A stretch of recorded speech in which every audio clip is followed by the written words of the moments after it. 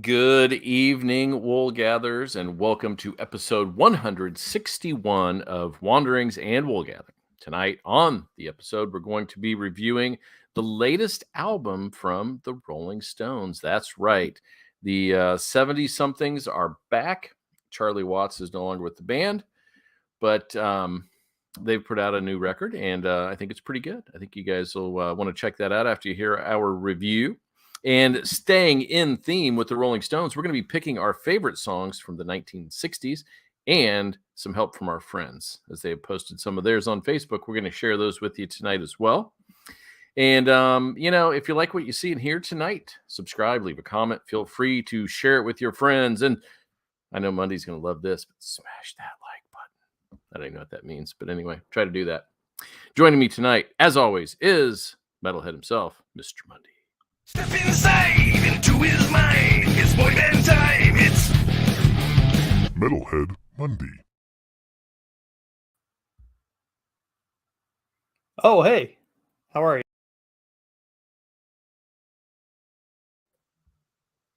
There he is. Sorry. Hey. I had a small glitch. You appeared and then you disappeared and then you came back again.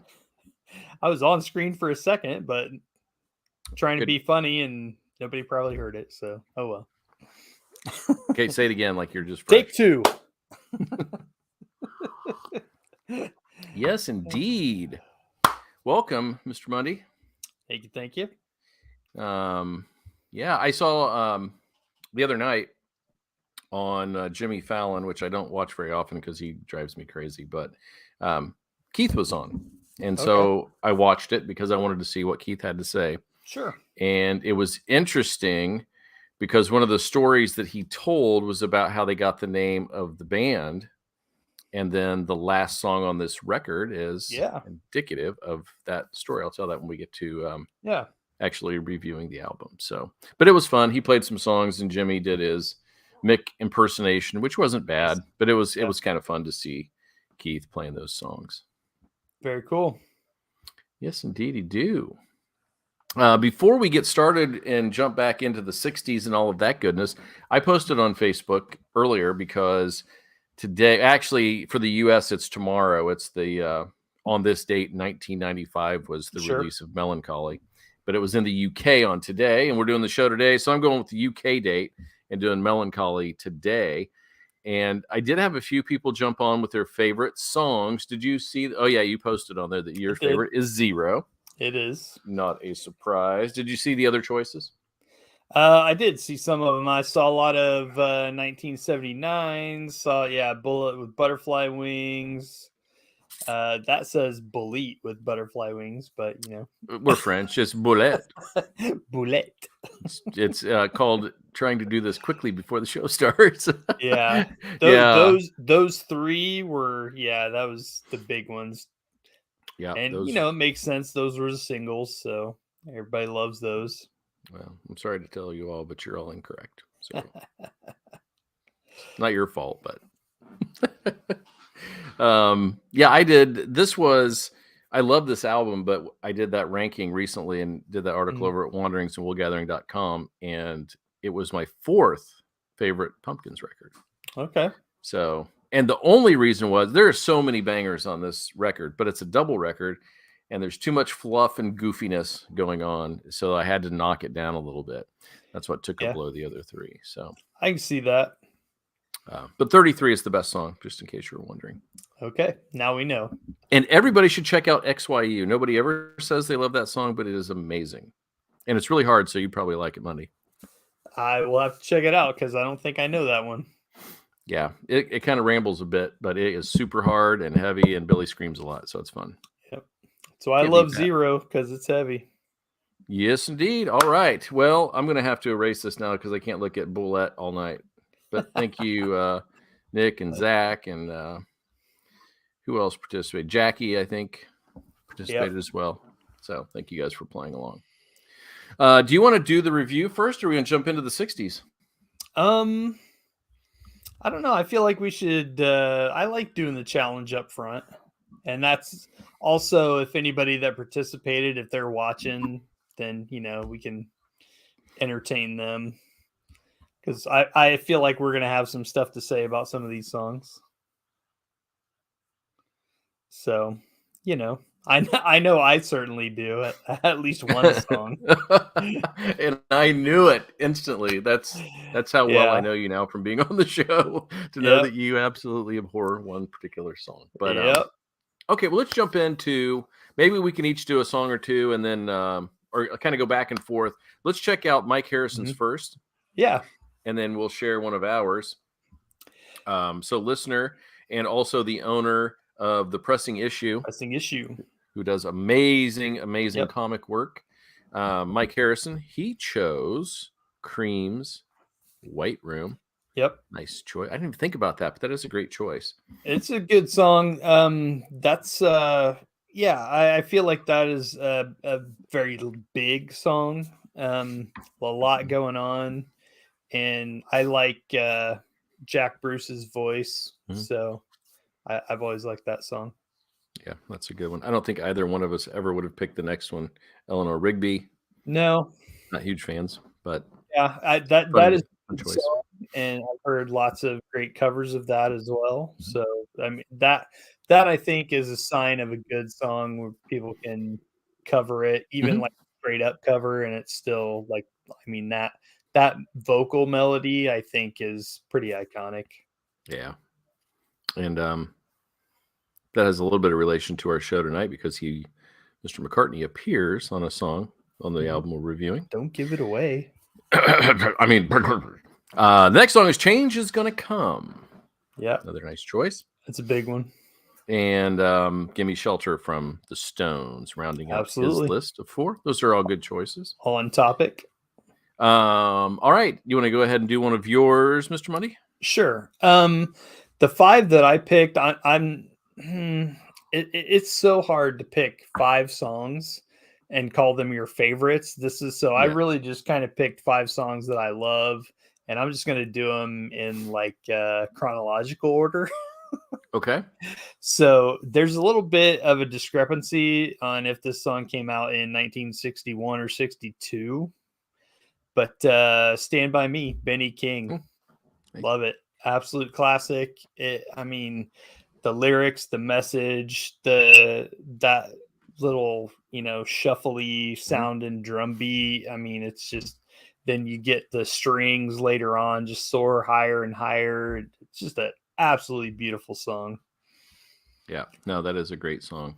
And little trivia here, it was co-written by Benny King and Jerry Lieber and Mike Stoller. And I mean, Lieber and Stoller are absolutely legendary songwriters. They wrote for tons and tons of people. Elvis, they wrote a lot of stuff for Elvis. So pretty cool. Yeah, that is a great song. And 61 or 62 doesn't matter because they're both 60s. So Yep. I ran into some problems because when I was looking at Zeppelin and the Doors, my favorite Zeppelin and Doors songs came in 70, 71, 72. Yeah, I And looked so at it Led took me out of it. Zeppelin. Yeah, I looked at Led Zeppelin as well because I couldn't. I knew they started in the '60s, but I didn't know. I Mhm. think it was only the first 2 albums. I think Yep. were like 68, 69. Yeah. And Ramble On was on there, and I thought about that one, but it's Yeah, not necessarily one of my favorites. So, sure. Yeah. so I went away from that. And Mhm. my first song that I chose was actually, it was originally a French song called Comme d'habitude, which is as usual. And that became My Way and made famous by Frank Sinatra. And All it is right. the longest song on the charts in the UK ever, 124 weeks at the top of Wow. the charts in the UK. The next Wow. closest is like half that or something, Huh. which is weird. Interesting. Yeah, that's cool. It is, but yeah, gotta love Frank. Usually don't associate him as a '60s sound per se, but Yeah. he was doing his work. Yeah. I mean, the man worked for a long time. So, He did indeed. All right, let's go to David Stone, who participated with us tonight. yep. And he said that the Beatles, Zeppelin, and Hendrix, just to name a few, were some of his favorites. But his favorite song would have to be Mr. Mundy. What is it? House of the Rising Sun, man. I can't get away from this damn song. Why do you hate it so much? I don't know. I honestly, I was thinking about it earlier when people were saying it, and I'm like, I don't know why. It is like nails on a chalkboard for me. I just hate that song so much. And it's not even like covers don't bother me as much. It's just something about their sound and that song. And oh, I hate it so much. I hate it. Oh, we have a comment. Oh, I wonder who that is. Mundy would like it if he heard Bob Dylan's version. Yeah, I bet I would. That might be the only time Yeah, they like Bob Dylan more. Okay, Dave, well that was the first mention, one. Yeah, yeah. Dave did mention "Sound of Silence," which is a great song. So it really is a good song. Yeah, and Dave Draymond singing that a couple of years ago really brought pretty that good. I think to another generation of people, and it was a really good version too. It was cool. I agree. All right, so that was excellent. Now let's go ahead and we'll share another one before we go back to audience participation. I'll go first this time. You go second. All right. The next one that I chose was Van Morrison's "Brown Eyed Girl." Okay. I love that. It's a catchy little song. I love some of those 60s songs because they didn't take themselves too seriously. It was just simple music, nice singing, and Brown Eyed Girl kind of falls into that for me. And that was one that we played a lot in college. And so that takes me back to college. And I really dig that song. Yeah, that's a good one. Van Morrison, man, his voice is just crazy. And I actually have something funny about him. I listened to Joan Baez on WTF with Mark Maron today. Mm-hmm. And something came up about him, and she said that he has such an amazing voice and she loved his talent, but he was like, I don't remember what she called him, but she basically said he was just like an insufferable human being. Like she could never stand to be around him. That's funny. It was pretty funny. I wrote that down because Sistine will want to listen to that. She'll need to know what that podcast is. So. Did. I actually messaged her earlier. So I know she's a fan of her. So all right. What is your next? My next one is from 1963, which this song was written by Don Gibson and I think originally recorded by him in like 1955. But the version I love is from 1963, and it's a song called "Sweet Dreams" by Miss Patsy Cline. Patsy Cline, all right. I love Patsy Cline. I fell in love with her when I was a kid, and there's the movie Sweet Dreams with Jessica Lange and is it Ed Harris, I think, plays her husband. Absolutely love that movie. But yeah, Patsy Cline, man, just she just gets me. Love her. Oh, fantastic. We'll go to Lauren Gray. Nice. California Dreamin' and White Rabbit. Both great songs, man. Yep. I mean, Mamas and the Papas, their harmonies are just ridiculous. And California Dreamin' is such a well-written, well-crafted song. So good. And White Rabbit, man, it's hard to say, Jefferson Airplane is underrated, I guess. I don't know, but I think you hear less about them now than you do a lot of other bands. And they went through many, many, many different iterations, and Jefferson Starship, blah blah blah, all that stuff. But yeah, man, this is just top of their game. And Grace Slick, oof, man, so cool. Yeah, two very different songs, and both excellent songs. Yeah. But I think you're onto something, though. I think they are a little bit underrated. There are people who love them, but I don't think you hear about them. Especially when you talk about the greats of the 60s, you don't really hear about them. But yeah, they were fantastic. All right. So let's hear your third, Mr. Mundy. Let's see. Moving right along. So we're going to 1966 now. And when I was very young, when I first started getting into music, finding music that I really loved, this was like maybe third, fourth grade, probably. Absolutely fell in love with the Beach Boys.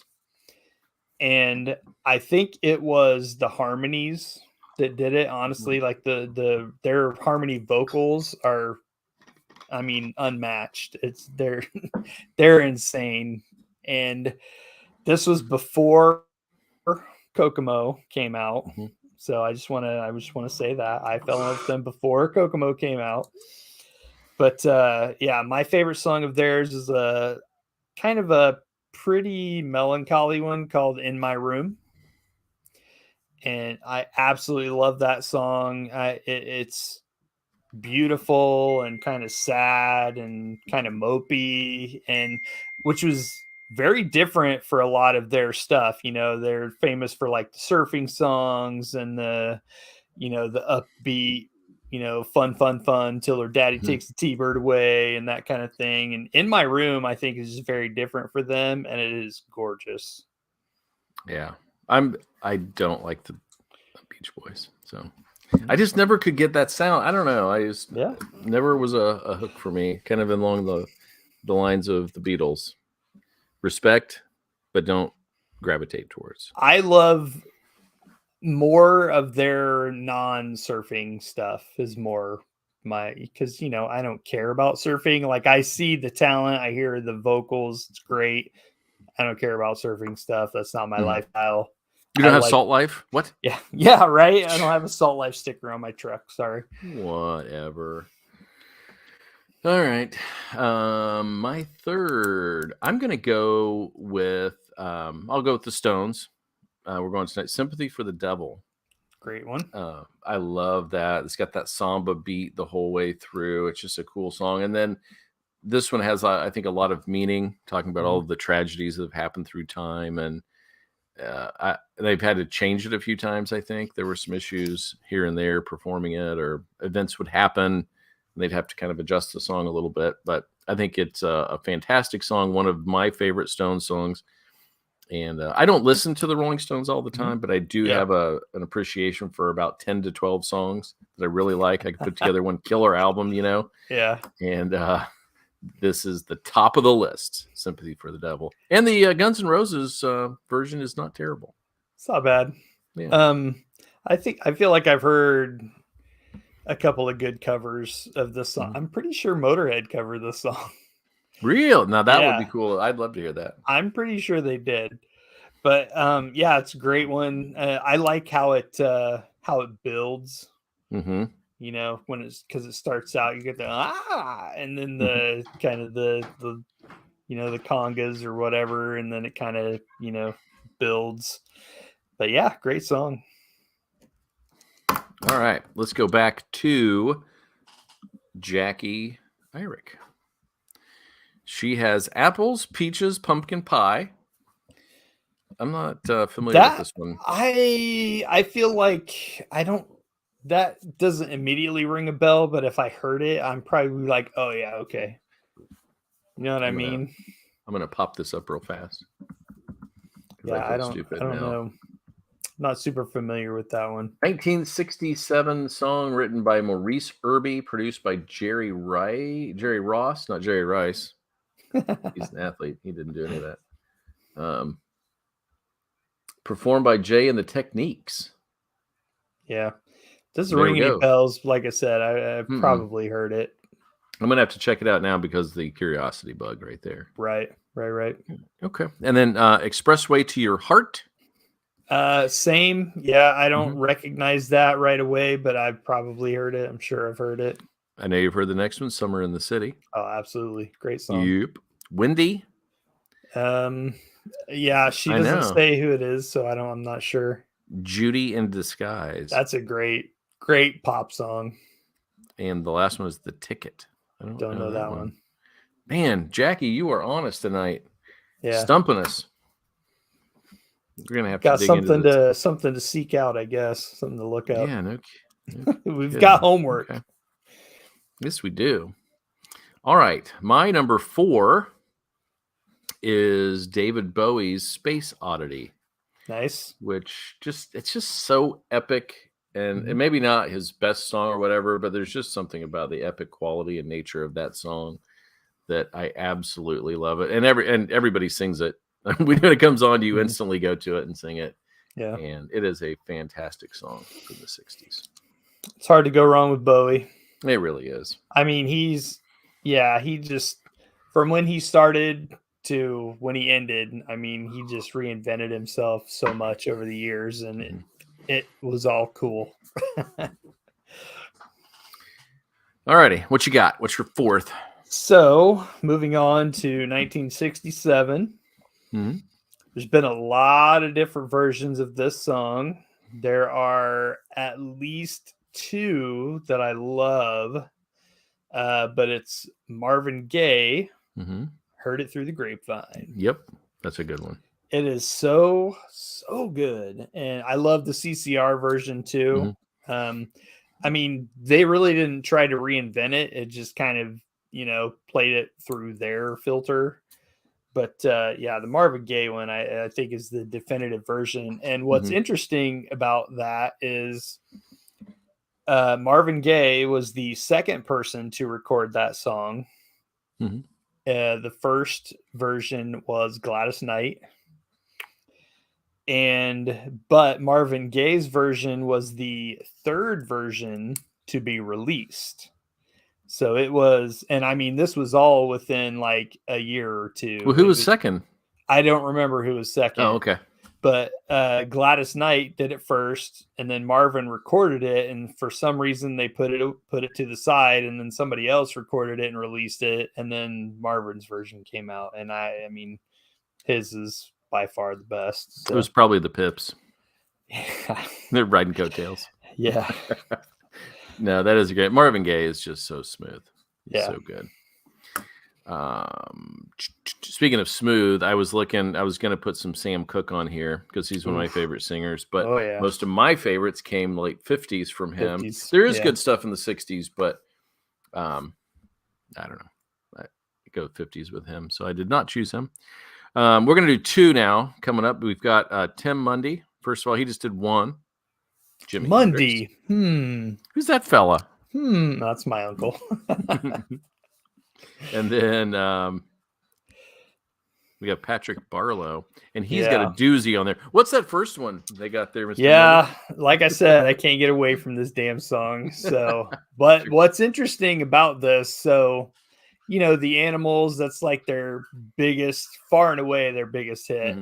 But then they have this song, Don't Let Me Be Misunderstood. Love that song. Love it. I've heard several different versions of it. I love the structure of it, how they, drop the music, and he's like, please don't let me be misunderstood. I love it. I love that song. I cannot stand. Same band, House of the Rising Sun, nails on a chalkboard. Well, for those of you who are listening and not watching, the second song from Mr. Barlow was Don't Let Me Be Misunderstood. Yeah. And his next choices are The Doors, 2 great songs, The Crystal Ship and The End. I don't know that I'm familiar with The Crystal Ship. I don't immediately recognize that. I'm pretty sure that was on Soft Parade, which is one of those. It was a strange album for a lot of people, and it came tucked in between what people know and love from The Doors, and it was a very odd album, I think, in a lot of ways, but really experimental, and it either turned people off or people were like, yeah, they really, doing it. Okay. So, I do love The End. The End is a great song.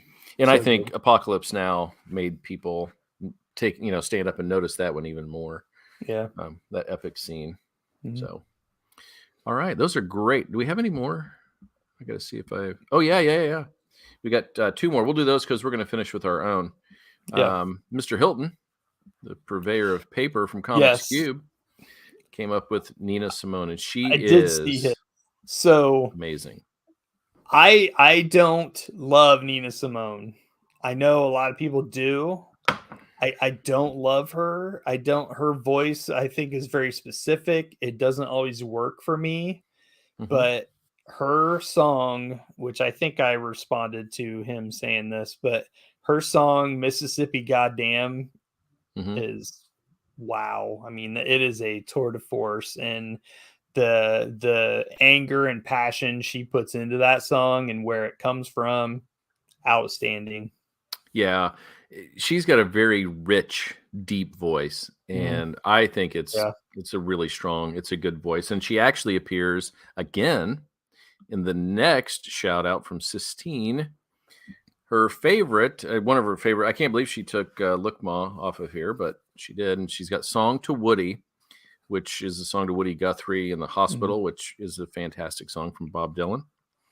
Both Sides Now from Joni Mitchell. Joni. Who Knows Where the Time Goes from Fairport Fairport Convention. Not aware Convention. of that one. The Sure, she'll be title sending sounds it to me. familiar. The title sounds familiar. I don't know that band, but Yeah, I don't either. I don't know if I've ever heard of them. yeah. And then the last one, Nina Simone, Backlash Blues, and it's a really good song. It's a short song. A lot of her songs are pretty short, I think. Yeah. All right, there you have it. That was a lot of Very audience cool. participation Yeah, tonight. A it's lot of great. fun. And I'm really disappointed in Sistine that she took that off of there. Unbelievable. Okay. Do you want to? Oh, here we go. Nina has an amazing cover of "Who Knows Where the Time Goes" too. Okay. Interesting. Let me see if I can figure out who in the world said that. While I'm doing that, Mr. Mundy, do you want to go ahead and go with your fifth? Yeah. So, you know, landing right on topic, I also chose the Rolling Stones for one of my 60 songs. I did not pick Sympathy for the Devil. I went with from 1969, a little ditty called Gimme Shelter. Mhm. Because, man, I mean, it doesn't get much more iconic when you think of a band and their iconic songs. I mean, Gimme Shelter for me is my immediate go to for the Stones. And for a lot of reasons, but I mean, it's a great song to begin with. But then when you know it's got the legendary, Mary Clayton parts on it when she just, I mean, makes that song. I think it's so powerful, and I absolutely love that when her voice breaks in that song, they left it in. Like she offered, I think, if I remember correctly, she offered to fix that and do it again, and they were like, "Nope, it's perfect." So, because she was just throwing everything at it, and it broke her voice, and they were like, "Hell yes." Well, I don't see it on there. All right. You told me three. I don't Tough know what crap. that means. Our show. We'll do what we want. Because we took five, Is that Tony? No, Who Tony'd else? be like, didn't you mean seven? Who else did we tell about the challenge? How many songs we were Uh, doing? well, that must be Sistine then. It's not showing Oh, up okay. Anyway, so my last one, and this is a group that I'm pretty sure you hate. So Oh, yeah, and okay. it's I love, this is one of my favorite. Well, I can't say one of my favorite records, but it's top 20 record for me probably. It is the Velvet Underground and Nico. Oh, yeah. Um, that record from beginning to end is just filled with amazing songs. I think that's, for me, it's the height for Lou Reed, and I do like some of his later, his solo work is pretty good, but this record is pretty experimental. John Cale with his electric viola, and sometimes it's just screechy, causing problem, like just cacophony of sounds in the background. Mhm. There are two songs on this record about heroin, and one is Waiting for My Man, and then the other Right. one is Heroin. And the song I Right. chose is Heroin because Okay. it's such a unique, cool song as far as the structure, where he's talking about the needle in his vein, and it builds every time it gets to a point. It builds, and then the realization is, oh my god, like this is killing me. This is Yeah. not good. But then to escape it, does it again, and it builds up again, and then it goes all crazy, and then the final part of the song, essentially, he dies. and the song ends. You know, it's like this build up. I know it's bad, but what am I going to do? And that's kind of the ending to it. And they hesitated to play this at times because people thought it was a celebration of drugs when it was not. And Right. so that caused some problems for him. And, you know, the 60s was all about drugs and free expression and all that. So easy misconception, but I love the song. I love the structure, and I love the album cover. Andy Warhol. The banana. It's the banana album. Yeah. I'm sure everybody knows it as. I'm not a huge fan of Velvet Underground. I mean, Lou Reed is another one that I can't handle his voice for too long. I just don't. I don't know. Yeah, I get it. It's not for me. It's whatever. But like Velvet Underground's one of those bands that inspired so much of what I love. But I can't listen to them. So he sings a little bit more on this than some of his later stuff too. Yeah, it almost was like spoken word over music towards the end. I also don't care for Andy Warhol very much, but I think his art is stupid. That's it. Mostly. That's it. Yeah, I mean it's. Yeah, it's something. But it gets a reaction. Yes, and that's it what does. it's supposed to do. Yes, it does. And screen printing and all of that. So it's a whole thing. But fun topic tonight. I think sometime if we run out of ideas, we'll just say, okay, we're going to do the favorite songs of the 70s. Hey, favorite songs of the 80s. I got it. Maybe the 90s, you know, because that was fun. And people have songs that they love. It really does. Well, that's the first thing that came to my mind. We were talking about the Stones. They've been around for a minute, so. Yeah, 70s. I mean, they're in their 70s. I mean, isn't Mick 80 or 81? I thought he was late 70s. Is he that old? I don't know, man. We have a connection. Bob hated Warhol too. So Mundy, maybe you guys have stuff in common. I mean, if I grow my hair long, it's curly too. So we definitely have stuff in common. So. Oh my! I'm gonna have to look that up and find out if he might be 80. But I'll say this: I think on this record, he really sounds good. Oh yeah, absolutely. It doesn't feel like somebody who's lost it. All right, I'm gonna look it up real fast. No, I think Mick sounds fantastic on this album. It doesn't matter. That's the first thing I noticed. Like. That's the first thing I thought. I was like, man, this dude is 80 and he sounds fantastic on this record. Yeah, he is 80. You're correct. Yeah. And he still moves really well. I saw the opening night that they had the little performance. Yeah. We were just talking about him the other day. My wife and I were, because something came up about his kids. He has, I believe his oldest, I think it's a daughter. She's like 52. And he has a child that is like 6 or 8. Can you imagine? My. Really? Yeah. I told her, I was like, well, I guess that's the curse or blessing of being a man. You're able to do that for a long time. No kidding. Let's, all right. Well, anyway, let's jump into the record. It is, the first one in 18 years, I believe. Yeah. Which is pretty cool. It's called Hackney Diamonds. Maybe a reference to themselves at this point. I don't know. But I think it's a variation. There's lots of different elements here. You got some old classic Stones. You got some that have that clear vibe from the 80s, and a couple of guests on it. There was one song that I mean, felt like totally 90s Stones that I actually, because of that, I didn't really care for the song that much. You know what one it was? It was Driving Me Too Hard. I didn't really care for that one. It really felt like a 90s Rolling Stones song. I was like, eh. You know, it's funny. I didn't even have a note for it. Yeah. So we're 2 for 2 on that one. But yeah, I mean, you got all kinds of, there's some country blues stuff. There's something that's got like a real, like kind of a disco beat. Like it's all over the place. Got some honky tonk. Yep. Okay, so if we just kind of do our album opener, which was the song Angry. Yep. I think this was a fine album opener. And to me, this sounded like 80s Stones. I liked it a lot. Could have been right after Start Me Up. Yep. I love the count in. I thought that was Mhm. a cool way to start the record. So that was cool.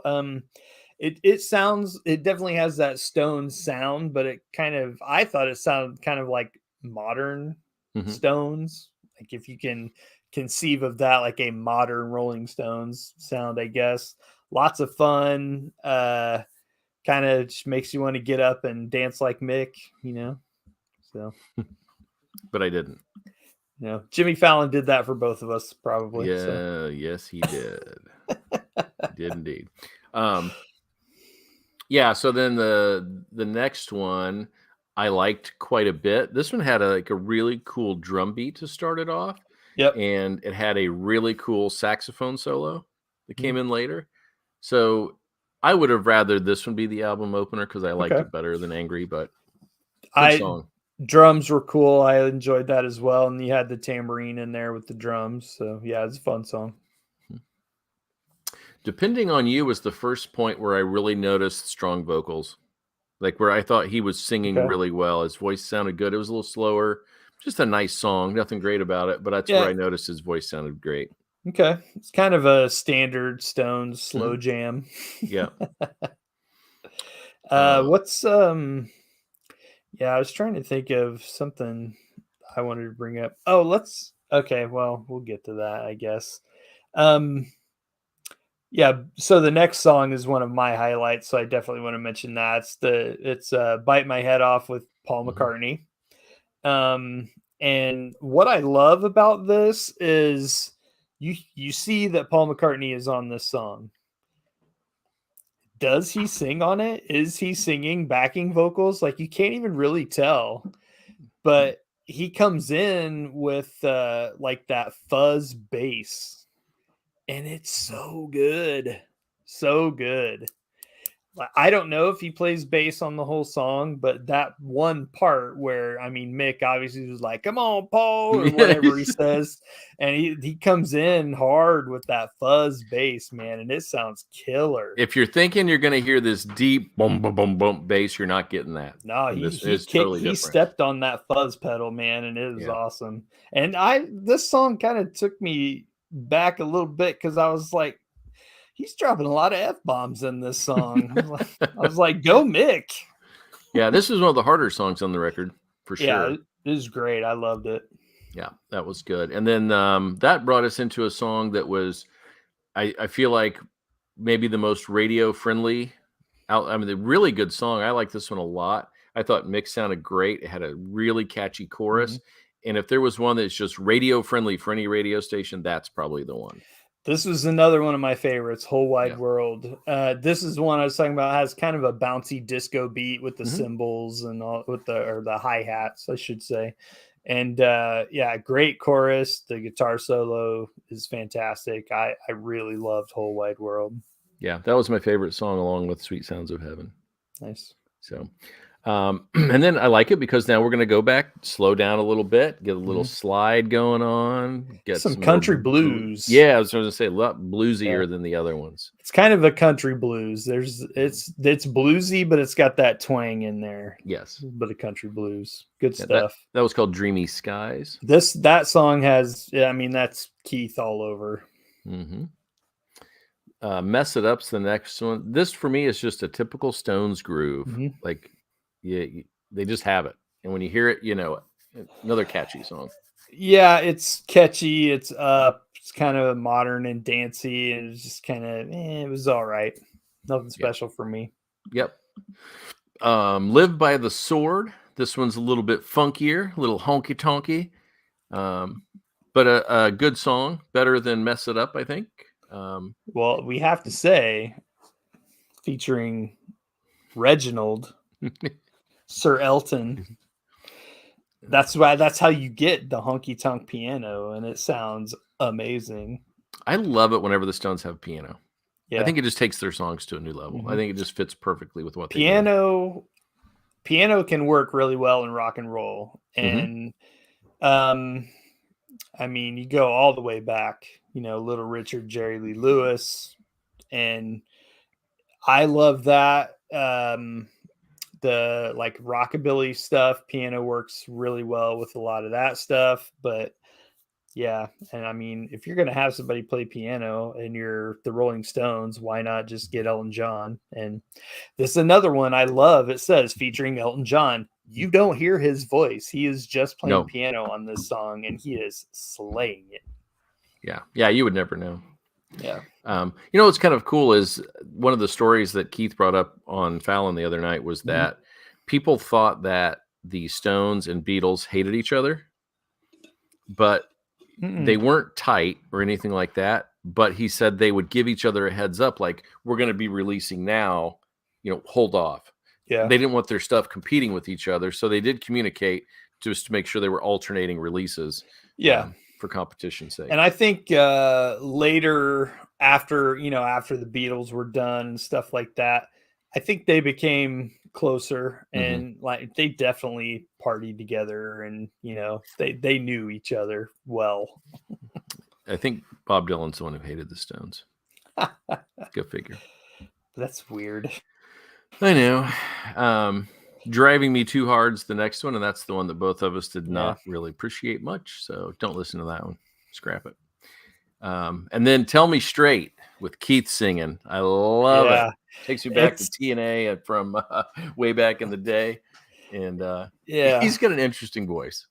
This one started and he came in and I was like, oh, there's Keith.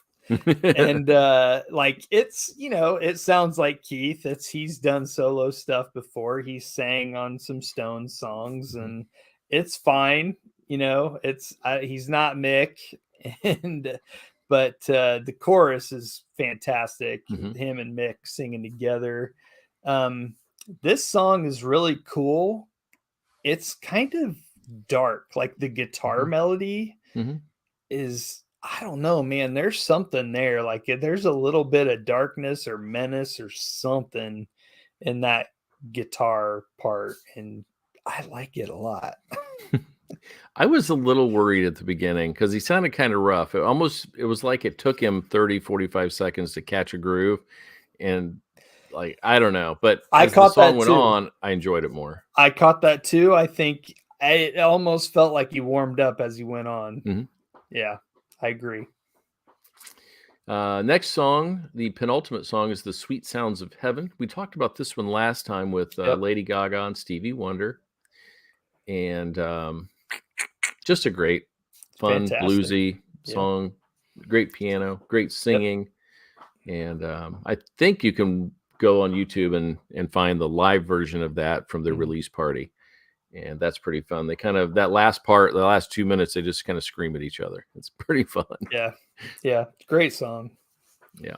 And then the final song is actually not their song. It's Muddy Waters' song. Yep. Rolling Stone Blues. It was just Rolling Stone when Muddy did it. And Muddy did it much better. Just knowing that song, it fell flat for me here.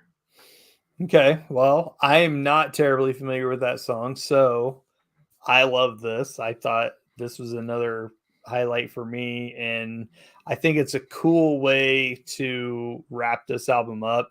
Sweet Sounds of Heaven could have easily been your closer. And especially the way that it ends, like it feels like the ending of an album and then they're kind of messing around and whatever.